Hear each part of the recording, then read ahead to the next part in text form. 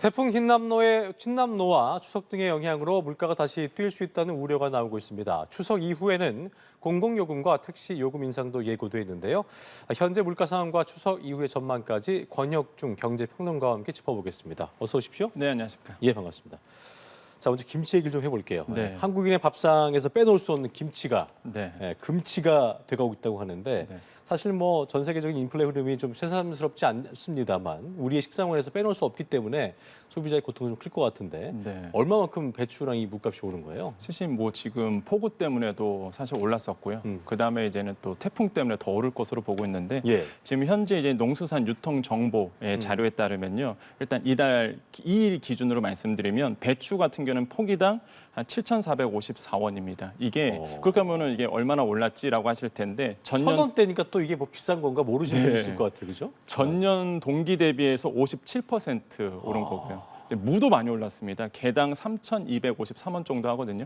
그러면 이게 전년 동기 대비해서 한 2,130원 정도 보다 보니까 좋은데요? 53%나 뛰었거든요. 이게 작년이 한 2,100원이었으니까 그러니까 예. 엄청 오른 거죠, 사실. 그래서 계속적으로 이제 김치 가격이 뛰고 있는데 사실 이렇게 김치 가격이 뛰는 이유는 원재료 가격이 많이 올랐습니다. 뭐 고춧가루부터 시작해갖고 거기 들어가는 모든 게 다 올랐거든요. 그러다 보니까 당연히 이제 원재료 가격이 상승하다 보니까 오를 수밖에 없는 이런 현상으로 이제 가고 있고 예. 사실 여름철마다 이제 덥잖아요. 그러다 보니까 고질적인 어떤 문제가 있습니다. 장마라든지 무더위 이런 것 때문에 사실 가격이 오르긴 오르는데 이거 비해서 더 많이 올랐다라는 거죠. 왜냐하면 그렇군요. 8월에 아시겠지만 엄청난 수도권 중심으로 폭우가 왔었잖아요. 그러니까요. 이런 것도 이제 작황에 영향을 좀 주기에 했었고요. 두 번째로 금방 말씀드렸던 폭우에 때문에 출하량이 많이 이제 감소된 부분이 있습니다. 특히 이제 고랭지 배추 같은 경우는 생육 상태가 별로 좋지 않다. 지금 현장의 목소리가 나오고 있거든요. 어허. 당연히 이제는 공급이 안 되다 보니까 자연스럽게 이제 가격이 오를 수밖에 없는. 왜냐하면 수요는 꾸준하거든요. 그러다 보니까 지금 가격은 계속 오를 수밖에 없고. 근데 이제 특이사항이 좀 나오고 있어요. 그게 뭐냐면 그 이제는 배추를 파시는 분들 아니면은 그 김장을 완제품으로 만드시는 이제는 업체들이 있을 거 아닙니까? 근데 매출은 줄지 않습니다. 근데 왜 그러냐면은 사실 이제는 수요는 감소될 거라고 보지만은 이게 원재료 값이 뛰다 보니까 계속적으로 물건값은 뛰잖아요. 그렇죠. 김치 값이 계속 뜁니다. 그런데 담글지를 않으시는 거예요. 그러니까 왜 그러냐면 고춧가루나 이게 담그는 게 더 비싸다고 소비자들은 느끼셔갖고 이제 사 먹으십니다. 그러다 보니까 이제 김치 업계 입장에서는 사실 완제품을 만들어서 파는 이런 부분에서는 이제 김치 가격이 오르다 보니까 자연스럽게 매출은 뛰는 건데 소비자 입장에서 본다 그러면 지금 아이러닉한 거죠. 담그는 것보다 사 먹는 게 더 낫다. 그러니까 이렇게 보고 있습니다. 만드느니 사 먹겠다는 네, 그런 네, 상황인 건데 지금 말씀하신 것처럼 포장김치 제조업체들이 재료 수급에 또 어려움을 겪으면서 네.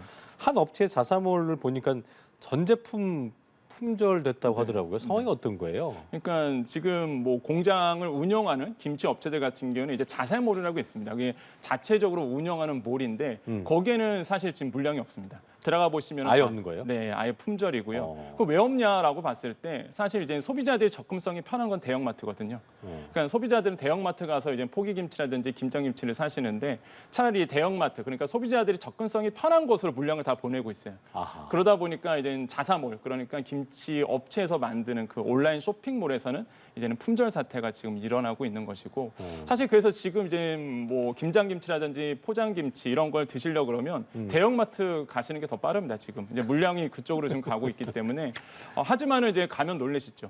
이렇게 올랐나? 이러면서 하지만은 또 아까도 말씀드렸지만은 만드는 게 요즘에 더 비싸다 보니까 예. 사 먹는 분들이 굉장히 또 많아지고 있다 이렇게 보시면 되겠고요.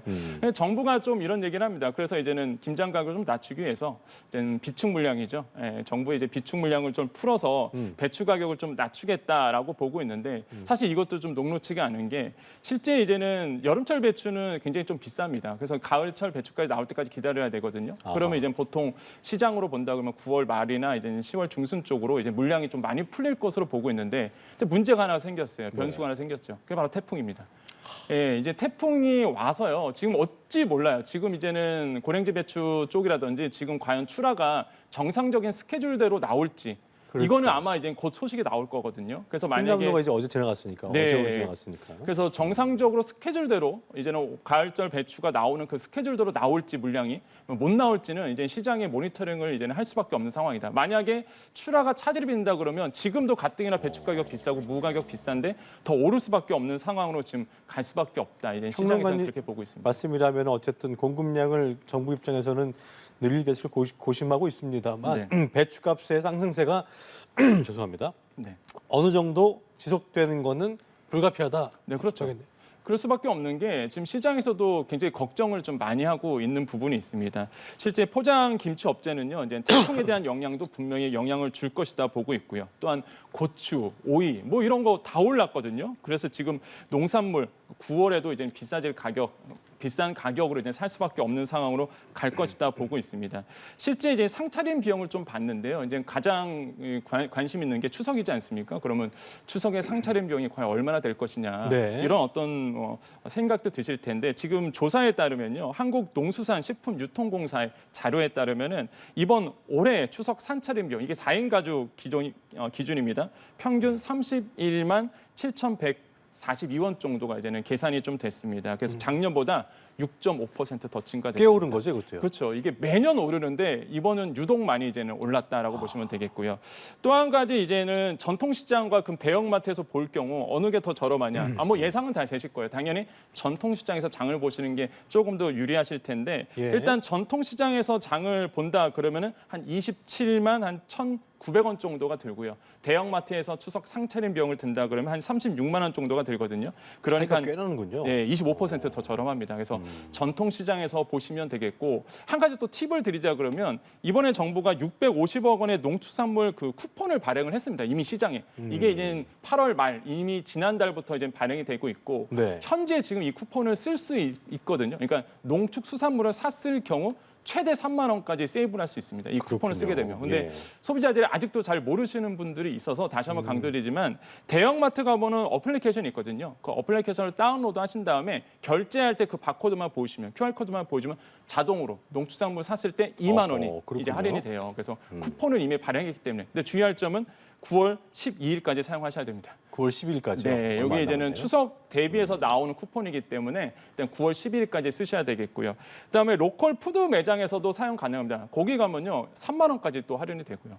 또 한 가지 더 놀라운 게 온라인 쇼핑몰도 가능합니다. 이 쿠폰 예. 쓸 수 있거든요. 그리고 전통시장도 쓸 수 있는데 전통시장은 더 혜택이 더 큽니다. 더 큽니까? 이 제로페이를 보통 쓰잖아요. 네. 제로페이를 써서 전통시장에서 농축수산물을 산다. 그러면은 그러니까 농축산물 같은 경우는 최대 3만 원까지 되고요. 수산물은 최대 4만 원까지 할인 쿠폰을 쓸 수 있거든요. 그래서 이 방송을 보시는 우리 소비자분들 아직도 내가 이 농축수산물 쿠폰을 쓰지 않았다 하시는 분들은요. 당장 지금 써보시는 거 굉장히 뭐 가게에 큰 도움이 되겠다라고 말씀을 드리겠습니다. 그러니까요.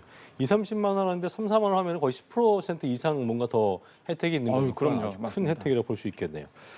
자, 추석 이후에 이 뭐 물가도 음식값도 그렇습니다만 전기도 그렇고 가스, 이 공공요금 택시도 그렇고요. 네. 요금 인상까지 예고돼 있어서 가계 부담이 뭐 커질 수밖에 없을 것 같은데 추석 이후에 물가를 좀 짚어볼까요? 네, 일단 8월 물가가 5.7% 이제 소비자 상승률이 나왔거든요. 예. 소비자 물가 상승률이. 그래서 지금 상승세는 조금 꺾였죠. 지난달에 비해서 꺾였지만 그래도 이제 고물가 상태가 맞습니다. 예. 그래서 지금 5일 통계청 자료에 따르면요. 지난달 먹거리 물가를 조사를 했더니 예. 1년 전보다 8.4% 올랐다. 이렇게 이제 조사가 됐거든요.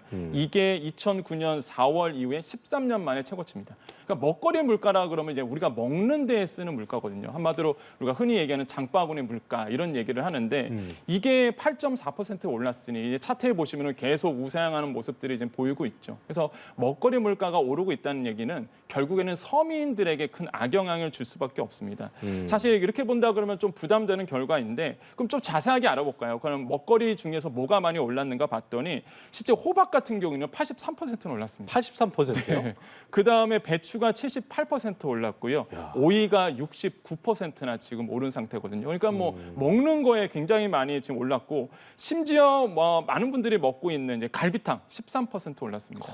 그다음에 짜장면 같은 경우에도 12%, 김밥 정말 자주 즐겨 먹는 김밥도 12%, 해장국 12%, 햄버거 11%. 기본이 두 자리네요. 네, 기본이 뭐 두 자릿수로 올랐기 때문에 굉장히 이제 부담스러울 수밖에 없는 상황으로 가고 있고 가장 우려스러운 게 뭐냐면은 이제 저소득층입니다. 이걸 또 조사를 해봤더니 소득 하위 20%인 1분위 가구 봤더니 내 소득 대비해서 이 먹는 걸로 얼마나 쓰느냐 봤더니 41%로 조사가 됐거든요. 버는 걸 41%. 네, 먹는 걸로 쓴다는 먹는 얘기죠. 걸로요? 그러니까 그만큼 부담이 될 수밖에 없는데 역설적으로 좀 반대로 얘기해드리겠습니다. 가장 고소득층 5분위 같은 경우에는 자신의 소득 대비 먹는 걸로 쓰는 게 14%밖에 조사가 안 됐어요. 14%요. 그러니까 이제는 그만큼 이제는 격차가 좀 벌어진다는 거죠.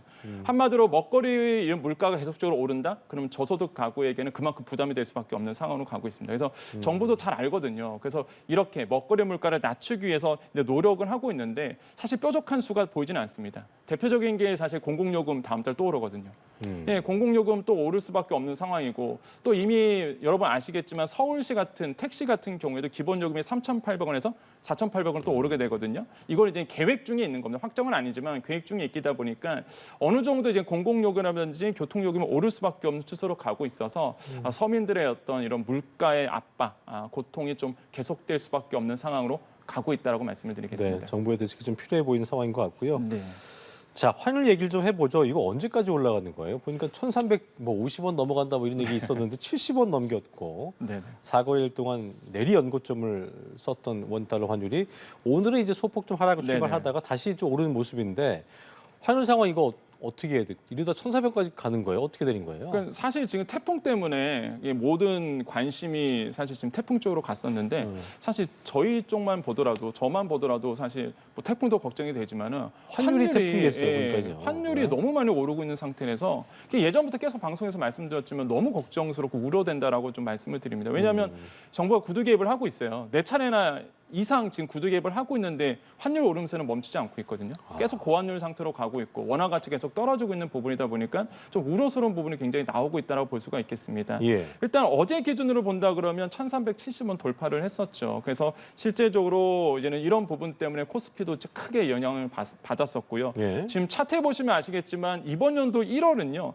1,187원에서 사실 시작을 했습니다. 환율이. 그러다가 계속적으로 이제 우상향되는 그래프가 보이시면 아시겠지만 예. 계속적으로 오르다가 이제 1,371원 40전까지 왔거든요. 이 정도로 사실 계속적으로 환율이 오르고 있는 추세다. 이게 구두 개입을 해도 내리지는 않고 있다는 점이 좀 안타깝게 느껴지고요. 예. 환율이 오른다라고 본다 그러면 당연히 주식 시장은 악재가 됩니다. 그러니까요. 외국인들 당연히 이제 떠날 수밖에 없거든요. 더 오를 거라고 보기 때문에 외국인이 떠날 어떤 기제가 되죠. 또 한 가지 또 환율이 오른다? 수입 업체들은 그만큼 돈을 더 주고 수입하게 되잖아요. 그럼 자연스럽게 물가가 오르게 됩니다. 국내 물가 더 오를 수밖에 없는 상황으로 가거든요. 아까도 말씀드렸지만 또 물가 오르면 저소득층 또 고통받거든요. 그러니까 이게 환율이 나랑 무슨 상관이야? 이게 이거는 뭐 경제 얘기겠지. 이게 아니라는 거죠. 환율이 계속 오르면 우리 실생활에도 큰 영향을 미칠 수밖에 없기 때문에 이게 환율 오름 상태는 결코 우리 뭐 서민 경제도 유리하지가 않다라고 말씀을 드리겠습니다. 그래서 환율이 계속적으로 오르고 있는 부분 모니터를 하셔야 되겠고 이런 부분이 지금 시장에서는 어떻게 있냐면 환율이 1,400원까지 열렸다. 열렸다. 예, 열릴 것이다. 지금 열려 있다라고 이렇게 보고 있거든요. 그러니까 지금 한 1,370원대 이렇게 본다 그러면 얼마 전까지는 1,400원까지 생각은 안 예상 했었죠. 됐었죠. 예, 이것도 사실 와 1,450원이 될까? 이런 생각이었어요. 과연 될까 했는데 1,470원. 아니, 1,370원 이렇게 됐고요. 그래서 이제 1,400원대까지 이제 올라갈 수 있다. 이렇게 이제는 가능성을 열어두고 있거든요. 시장에서는. 그래서 지금 만약에 환율이 1,400원까지 오른다 그러면 정말로 뭐 최고죠. 지금 역대 환율에 보면 이제 최고치라고 보시면 되거든요. 그래서 지금 굉장히 우려스러운 모습으로 가고 있어서 시장에서는 이거에 대한 강력한 모니터링이 지금 하고 있다라고 말씀을 드리겠습니다. 그렇군요. 자, 전 세계 금융시장을 강타하고 있는 강달러 현상 때문에 주요국 화폐 가치도 줄줄이 급락을 하고 있는 건 네. 문제이긴 합니다만 그 중에서도 이제 우리나라 원화 약세폭이 유독 좀 큰 모습인 것 같은데 네. 이게 또다시 금융위기가 오는 게 아니냐 이런 네. 우려의 목소리가 나오고 있는 상황이고 금융당국이 이에 대해서 선은 그은 것 같아요. 그럴 것까지는 아닐 거다. 선은 그렇습니다만 어떻게 보는 게 맞는 거예요?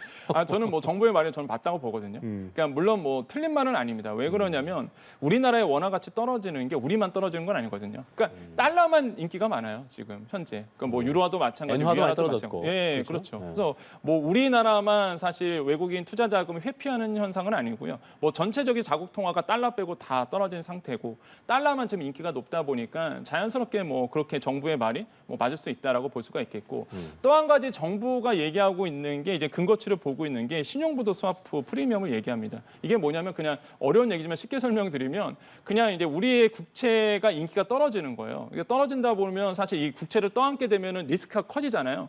그러면 그 떠안은 만큼 수수료를 줍니다. 이게 프리미엄이거든요.